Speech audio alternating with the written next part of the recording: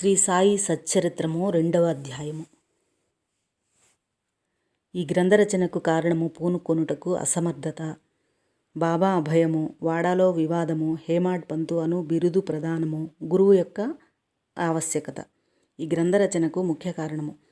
మొదటి అధ్యాయంలో గోధుమలు విసిరి ఆ పిండిని ఊరి బయట చల్లి కలరా జాడ్యములను తరిమివేసిన బాబా ఇంత చర్యను వర్ణించి తిని, ఇదే కాక శ్రీ సాయి యొక్క ఇతర మహిమలు విని సంతోషం చేసి ఆ సంతోషమే నన్ని గ్రంథము వ్రాయుటకు పురికొల్పినది.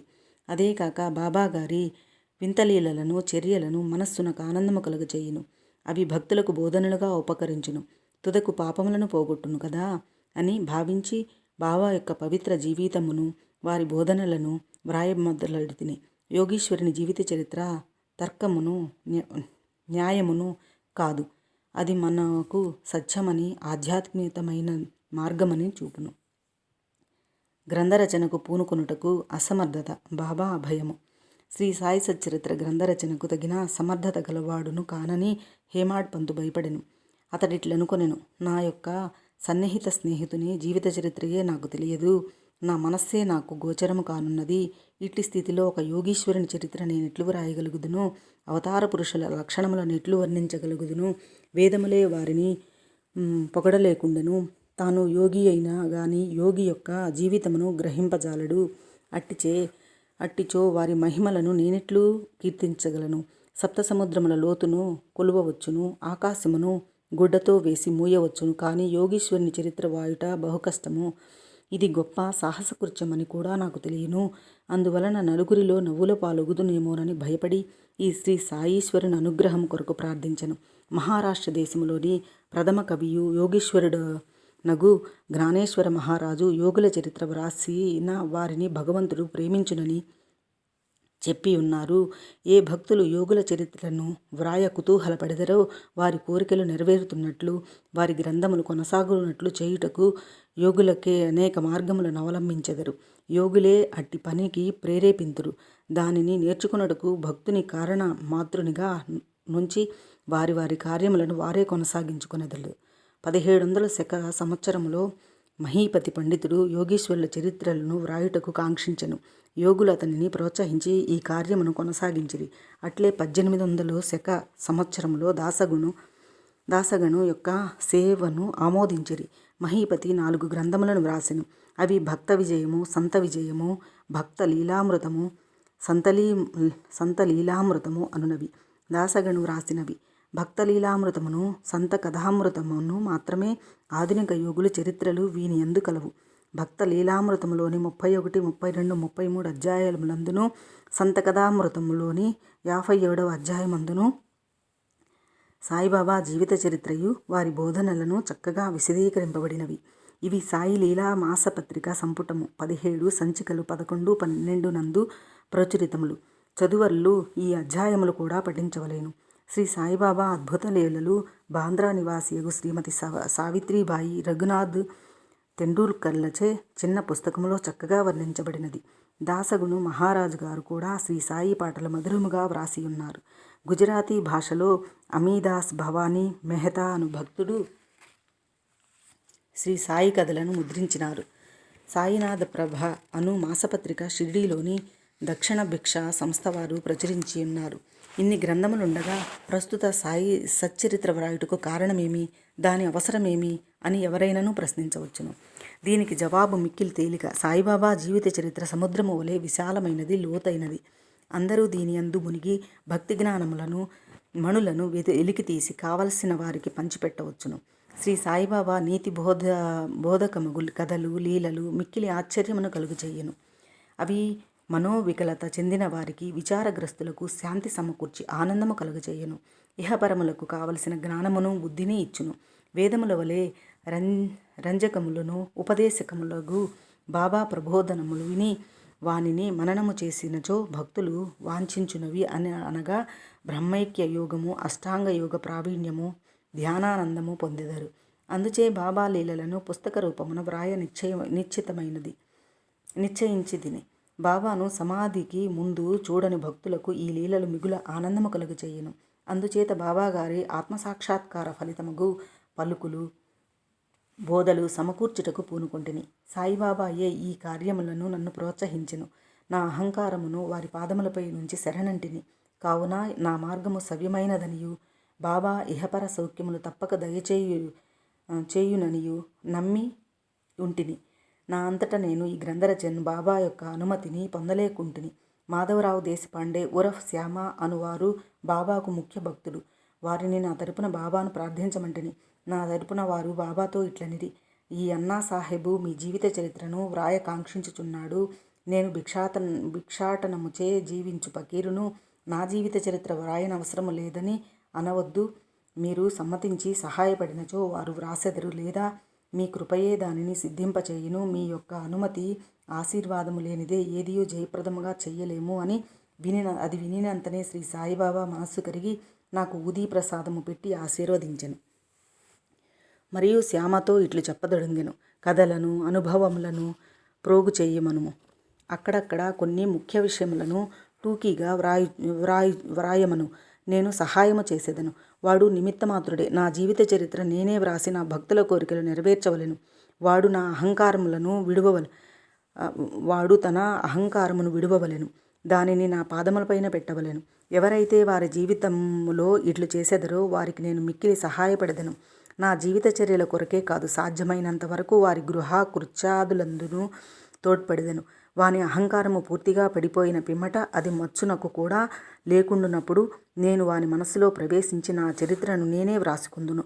నా కథలు బోధలు విన్న భక్తులకు భక్తి విశ్వాసములు కుదురును. వారు ఆత్మసాక్షాత్కారము బ్రహ్మానందమును పొందెదరు. నీకు తోచిన దానిని నీవు నిర్ధారణ చేయుటకు ప్రయత్నించకము. ఇతరుల అభిప్రాయములకు కొట్టివేయుటకు ప్రయత్నించకము. ఏ విషయముపైనైనను కీడు మేలు ఎంచు వివాదము కూడదు. వివాదమనగానే నన్ను హేమాడ్ పంతు అని పిలుచుటకు కారణమేమో మీకు చెప్పెదనను వాగ్దానము జ్ఞప్తికి వచ్చినది. ఇప్పుడు దానినే మీకు చెప్పబోచున్నాను. కాకాసాహెబ్ దీక్షితు, నానాసాహెబ్ చాండోల్కర్లతో నేనెక్కువ స్నేహముతో ఉంటిని. వారు నన్ను షిరిడీ పోయి బాబా దర్శనము చెయ్యమని బలవంతము చేసిరి. అట్లే చేసేదనని వారికి నేను వాగ్దానము చేసితిని. ఈ మధ్యలోనేదో జరిగినది. అది నా షిరిడీ ప్రయాణమున కడ్డుపడినది. లోనావాలాలో నున్న నా స్నేహితునికి కొడుకుకు జబ్బుపడెను. నా స్నేహితుడు మందులు మంత్రములన్నీయూ ఉపయోగించెను, కానీ నిష్ఫలమయ్యెను.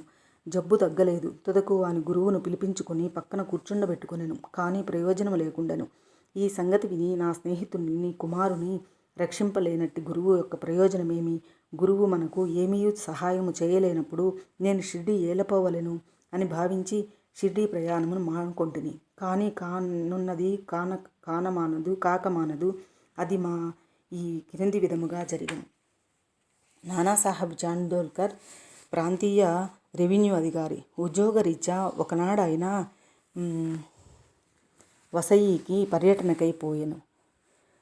ఠాణా నుండి దాదరుకు వచ్చి అచ్చట వసయి పోవు బండి కొరకు కనిపెట్టుకుని ఉండెను. ఈలోగా బాంద్రా లోకల్ బండి వచ్చెను. దానిలో కూర్చొని బాంద్రా వచ్చి నన్ను పిలిపించి షిరిడీ ప్రయాణమును వాయిదా వేసినందుకు నాపై కోపించెను.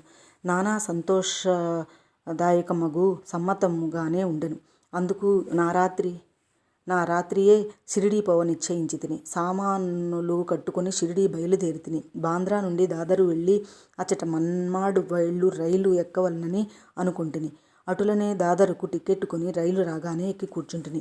బండి ఇక బయలుదేరుననగా మహమ్మదీయుడొకడు నేను కూర్చొని నా పెట్టెలోనికి హడావుడిగా వచ్చి నా సరంజామా అంతయు చూచి ఎక్కడకు పోవుచుంటివి నన్ను ప్రశ్నించెను. నా ఆలోచన వారికి చెప్పితిని. వెంటనే అతడు దాదరు స్టేషన్లో దిగవద్దని, ఎందుకనగా మన్మాడ్ మెయిలు దాదర్లో ఆగదని, అదే రైలును ఇంకనూ ముందుకు పోయి బోరీ బందర్ స్టేషన్లో దిగమని నాకు సలహా చెప్పెను. ఈ చిన్న లీలయే జరగకుండినచో నేననుకొనిన ప్రకారము ఆ మరుసటి ఉదయము షిరిడీ చేరలేకపోయేవాడను. అనేక సందేహములు కూడా కలిగి ఉండేటివి. కానీ నా అదృష్టవశాత్తు అది అట్లు జరగలేదు. మరుసటి దినము సుమారు 9-10 గంటల్లోగా నేను షిరిడీ చేరితిని. షిరిడీలో నా కొరకు కాకాసాహెబ్ దీక్షిత్ కనిపెట్టుకుని ఉండెను. ఇది 1910 ప్రాంతంలో జరిగినది. అప్పటికి సాఠేవాడ ఒక్కటియే షిరిడీ వచ్చు భక్తుల కొరకు నిర్మింపబడి ఉండెను. టాంగా దిగిన వెంటనే బాబాకు దర్శించవలెనని నాకు ఆత్రము కలిగెను. అంతలో అప్పుడే మసీదు నుండి వచ్చుచున్న తాత్యా సాహెబ్ నోల్కరు బాబా వాడా చివరన ఉన్నారనియు మొట్టమొదట ధూళి దర్శనము చేసుకోనమని నాకు సలహా ఇచ్చెను. స్నానానంతరం ఓపికగా మరలా చూడవచ్చుననెను. ఇది వినిన తోడనే నేను పోయి బాబా పాదములకు సాష్టాంగ నమస్కారము చేసి తిని. నాలో ఆనందము పొంగిపొర్లినది. నానాసాహెబ్ చాండోల్కర్ చెప్పిన దానికన్నను ఎన్నో రెట్ల అనుభవమైనది. నా సర్వేంద్రియములు తృప్తి చెంది ఆకలి దప్పికలు మరచితిని. మనస్సునకు సంతుష్టి కలిగెను. బాబా పాదములు పట్టిన వెంటనే నా జీవితంలో గొప్ప మార్పు కలిగెను. నాకు షిరిడీ పోవలసిన ప్రోత్సహించిన వారందరికీ నేనెంతో రుణపడినట్లుగా భావించి తిని. వారికి నా నిజమైన స్నేహితులుగా భావించి తిని. వారి రుణమును నేను తీర్చుకొనలేను. వారికి జ్ఞప్తికి తెచ్చుకొని వారికి నా మనసులో సాష్టాంగ ప్రణామము చేసి తిని. నాకు తెలిసినంత వరకు సాయిబాబా దర్శనము వల్ల కలుగు చిత్రమేమన మనస్సులోనున్న ఆలోచనలు మారిపోవును. వెనుకటి కర్మల బలము తగ్గును. క్రమముగా ప్రపంచమందు విరక్తి కలుగును. నా పూర్వజన్మ సుకృతముచే నాకీ దర్శనము లభించిందనుకొంటిని. సాయిబాబాను చూచినంత మాత్రముననే నీ ప్రపంచమంతయు సాయిబాబా రూపము వహించెను. తీవ్ర వాగ్వివాదము. నేను షిరిడీ చేరిన మొదటి దినముననే నాకును బాలాసాహెబు బాటేకును గురువు యొక్క ఆవశ్యకతను గూర్చి గొప్ప వాగ్వివాదము జరిగెను. మన స్వేచ్ఛను విడిచి ఇంకొకరికి ఎందుకు లొంగి ఉండవలేనని నేను వాదించి తిని. మన కర్మలను మనమే చేయుటకు గురువు యొక్క ఆవశ్యకత ఏమి? తనంతట తానే కృషి చేసి మిక్కిలి యత్నముతో ఈ జన్మదుఃఖము నుండి తప్పించుకొనవలెను. ఏమీయూ చేయక సోమరిగా కూర్చున్న వానిని గురువేమి చేయగలడు అని నేను స్వేచ్ఛాపక్షమును ఆశ్రయించి తిని. భాటే ఇంకొక వాదమును పట్టుకుని ప్రారబ్ధము తరపున వాదించెను. కానున్నది కాకమానదు. మహనీయులు కూడా నీ విషయములో ఓడిపోయిరి. మనుజుడొకటి తలంచిన భగవంతుడు వేరొకటి తలచును. నీ తెలివితేటలు అటుండనిమ్ము. గర్వము గాని అహంకారము గాని మీకు తోడ్పడదు అనెను. ఈ వాదన 1 గంట వరకు జరిగెను. కానీ ఇదమిస్తమని ఏమీ యూతేలలేదు. అలసిపోవుటచే ఘర్షణ మానుకొంటిమి. ఈ ఘర్షణ వల్ల నా మనశ్శాంతి తప్పినది. దేహాత్మ బుద్ధి అహంకారము లేకున్నచో వివాదమునకు తావు లేదని గ్రహించితిని. 1000 ఏళ్ల వివాదములకు మూలకారణం అహంకారమే. ఇతరులతో కూడా మేము మసీదునకు పోగా బాబా కాకాను పిలిచి ఇట్లడిగెను. వాడాలో ఏమి జరిగినది? ఏమిటా వివాదము? అది దేనిని గూర్చి? ఈ హేమాడ్ పంతు ఏమనుచున్నాడు? ఈ మాటలు విని నేను ఆశ్చర్యపడితిని. సాటేవాడ మసీదునకు చాలా దూరముగానున్నది. మా వివాదమును గూర్చి బాబాకెట్లు తెలిసెను? అతడు సర్వజ్ఞుడై ఉండవలెను. లేనిచో మా వాదన నెట్లు గ్రహించును? బాబా మన అంతరాత్మపై అధికారయ్యై ఉండవచ్చును. హేమాడ్ పంతు అను బిరుదునకు మూల కారణము. సాయిబాబా నన్నెందులకు హేమాడ్ పంతు అని పిలిచెనని ఆలోచింపసాగితిని. ఇది హేమాద్రి పంతు అను నామమునకు రూపాంతము. దేవగిరికి చెందిన యాదవ వంశరాజునకు హేమాద్రి పంతు ప్రధానామాత్యుడు. అతడు గొప్ప పండితుడు, మంచి స్వభావము కలవాడు, చతుర్వర్ణ చింతామణి, రాజప్రశస్తియును గొప్ప గ్రంథమును రచించినవాడు, మోడీ భాషను ఒక నూతన గణిత విధానమును కనిపెట్టినవాడు. ఇక నేనా వానికి వ్యతిరేక బుద్ధి గలవాడను, మేధాశక్తి అంతగా లేనివాడను. మరి సాయిబాబా నాకెందుకు ఈ బిరుదు నొసంగిరో తెలియకుండెను. ఆలోచన చేయగా ఇది నా అహంకారమునకు చంపుకొనుట యమ్మనియు ఎప్పుడునూ అణుకువ నమ్రతలు కలిగి ఉండవలెననియు బాబా కోరికమై ఉండవచ్చుననుకొని గ్రహించి తిని. అంతకుముందు వాడాలో జరిగిన చర్చలోనే చూపిన తెలివితేటలను బాబా ఈ రీతిగా అభినందించవచ్చుండనని అనుకుంటుని. భవిష్యత్ చరితను బట్టి చూడగా బాబా పలుకులకు దాభోల్కర్కు హేమాడ్ పంతు అనుట గొప్ప ప్రాముఖ్యము కలదనియు భవిష్యత్తు తెలిసియే బాబా ఇట్లనియో భావించవచ్చును. ఏలనగా హేమాడ్ పంతు శ్రీ సాయిబాబా సంస్థానమునకు చక్కని చాకచక్యముతో నడిపెను. సంస్థానము యొక్క లెక్కలను బాగుగా నుంచెను. అదే కాక భక్తి, జ్ఞానము, నిర్వ్యామోహము, ఆత్మ శరణాగతి, ఆత్మ సాక్షాత్కారము మొదలగు విషయములతో శ్రీ సాయి సచ్చరిత్ర అను గొప్ప గ్రంథము రచించెను. గురువు యొక్క ఆవశ్యకత. ఈ విషయమై బాబా ఏమనో హేమాడ్ పంతు వ్రాసి ఉండలేదు. కానీ కాకాసాహెబ్ దీక్షిత్ ఈ విషయమును గూర్చి తాను వ్రాసికొనిన దానిని ప్రచురించెను. హేమాడ్ పంతు బాబాను కలిసిన 2వ దినము కాకాసాహెబ్ దీక్షిత్ బాబా వద్దకు వచ్చి షిరిడీ నుంచి వెళ్ళవచ్చునా అని అడిగెను. బాబా అట్లే అని జవాబిచ్చెను. ఎక్కడకు అని ఎవరో అడుగగా చాలా పైకి అని బాబా చెప్పాను. మార్గమేది అని దీక్షిత్ అడిగాను. అక్కడకు పోవుటకు అనేక మార్గములు కలవు. షిరిడీ నుంచి కూడా ఒక మార్గము కలదు. మార్గము ప్రయాసకరమైనది. మార్గమధ్యముననున్న అడవిలో పులులు తోడేళ్లు కలవని బాబా బదులిడెను. మార్గదర్శకుని వెంట తీసుకుని పోయినచోనని కాకాసాహెబ్ అడుగగా అట్లయినచో కష్టమే లేదని బాబా జవాబిచ్చెను. మార్గదర్శకుడు తిన్నగా గమ్యస్థానము చేర్చును.